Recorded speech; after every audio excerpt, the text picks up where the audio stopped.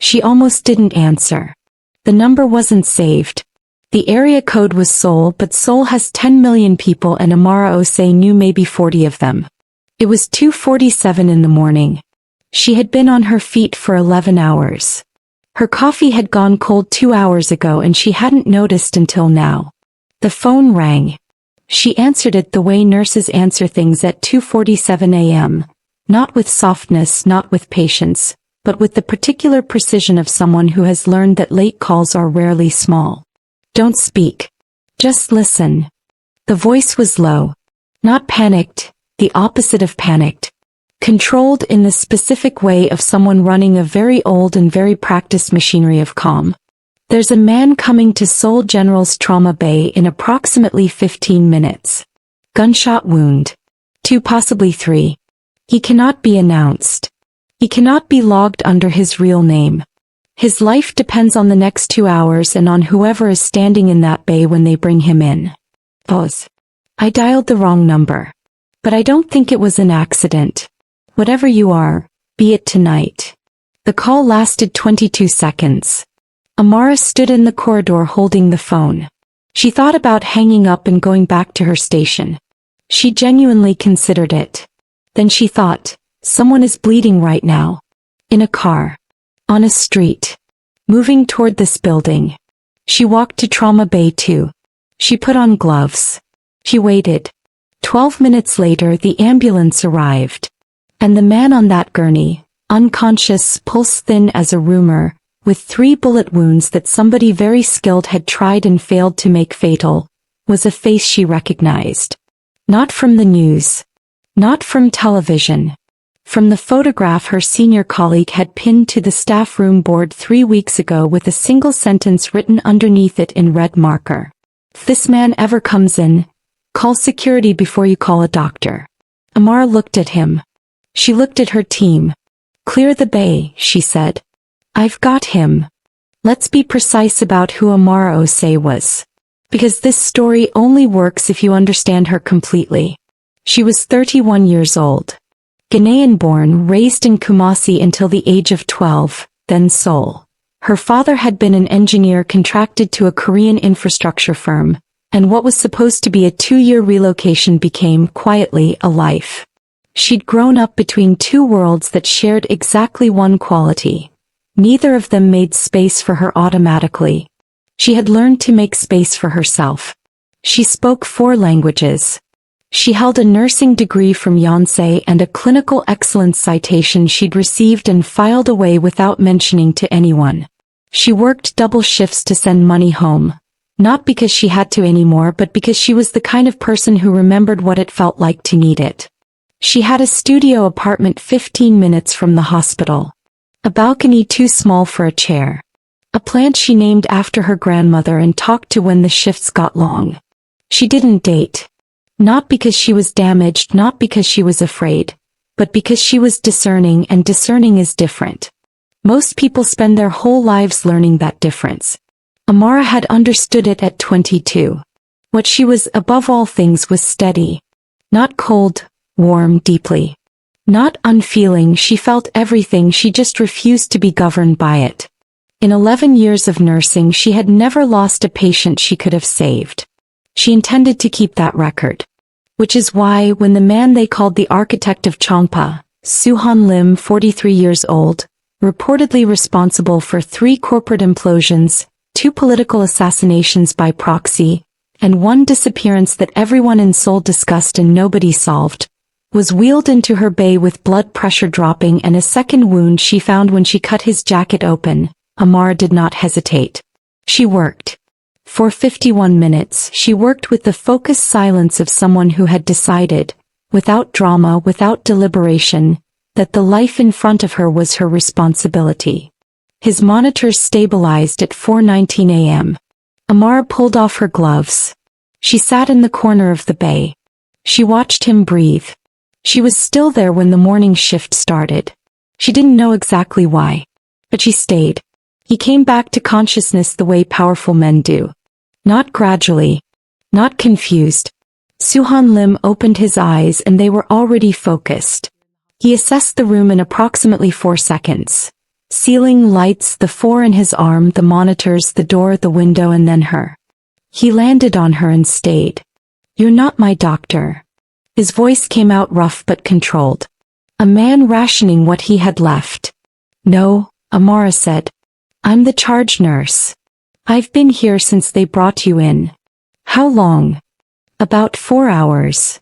He processed this. His eyes moved to his shoulder dressing. How bad?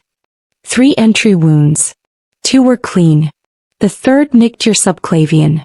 You were closer to gone than you probably realize. He absorbed this without visible reaction. The person who called. Wrong number, Amara said. Right person. Or so I'm told. Something moved across his face. Not quite relief. Not quite recognition. Something older and harder than both. You knew who I was, he said. Yes. And you stabilized me anyway. That's what I do. For everyone? For everyone. He looked at her the way people look at things that don't match the story they'd built. You're not afraid of me. Amara tilted her head. Should I be? Most people who know my name. I'm not most people, she said. Not with arrogance. Just fact. The way she said everything, clean, direct, no performance around it. Suhan Lim was quiet for a moment. Then, your hands are steady. 11-hour shift before you arrived, she said. I ran out of nerves to spare around hour 6. He almost smiled. The closest thing to it she'd seen from him. A single shift at the corner of his mouth that came and went like weather. What's your name? Amara. Asterisk, Amara. Asterisk, he repeated it once, quietly, like a man filing something important. I owe you something. You owe me rest and compliance with your discharge instructions, she said, standing. That's all. He walked to the door. Amara. She stopped. Thank you. She turned just slightly. Don't thank me. Those are the same thing right now. She left. In the corridor she exhaled exactly once.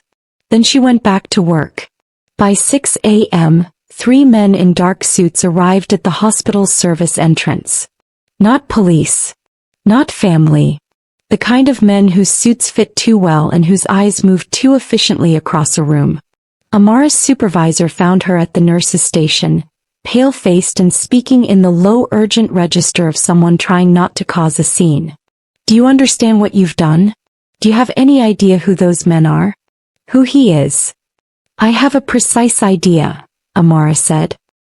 He's a post-operative patient who is not stable enough to be moved. Amara. He lost significant blood volume. His subclavian repair needs 48 hours minimum. If he's moved before that and the repair fails, he bleeds out in a car somewhere, and this hospital carries the liability. She paused. I'll speak to the men at the entrance. You are not. She was already walking. The tallest one, broad across the shoulders, jaw like a building material, eyes that had clearly been trained to end conversations, looked at her when she came through the side door. Mr. Lim is not ready to be discharged, Amara said. Her Korean was formal and precise, the kind learned in textbooks and sharpened by years of medical environments where every word carried consequence. We'll decide that. No, she said. You won't. You're not his medical team. I am. And if you attempt to move him against medical advice, I will personally document that decision and file it with the Ministry of Health by this afternoon. You're welcome to call whoever you need to call. She let that land. Then she turned and walked back inside. Behind her she heard the tallest man. His name, she would learn, was Chul, Suhan's head of personal security, a man reportedly fluent in 3 kinds of violence. Make a phone call. She heard him say in a low voice she wasn't supposed to catch. She's not moving. Later, weeks later, Suhan would tell her that in 14 years of operation, no one outside his inner circle had stopped Chul from doing anything. She would tell him that she stopped people from doing inadvisable things every single shift.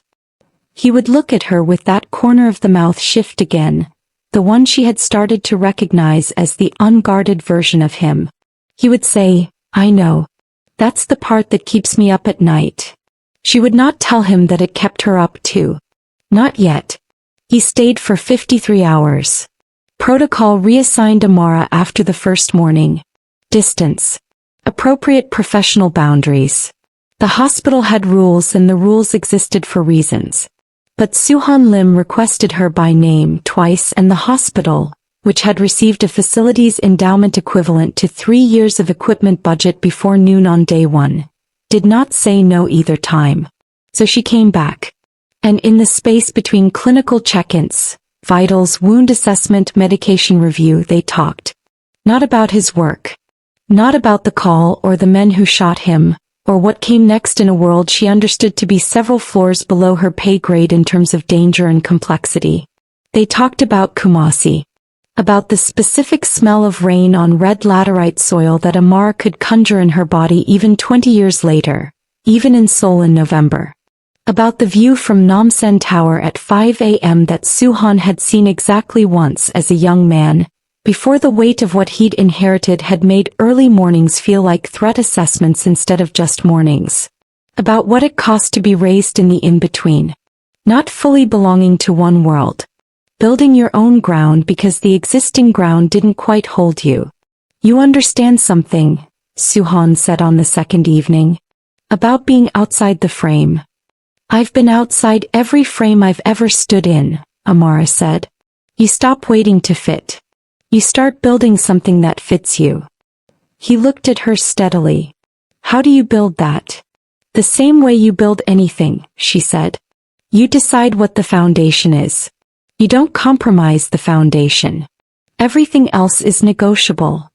"What's your foundation?" He didn't hesitate. "That I do the right thing when it's in front of me. Not when it's convenient. When it's there." Soo-han was quiet for a long time. "That's why you answered the call," he said. "That's why I answered the call."